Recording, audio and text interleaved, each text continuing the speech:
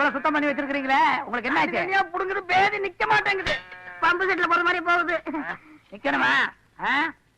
இப்போ 2 பேத்துக்குமே நின்னு போயிரும் பாரு. இந்த துணியை நீயாட்டு, இந்த துணியை நீயாட்டு.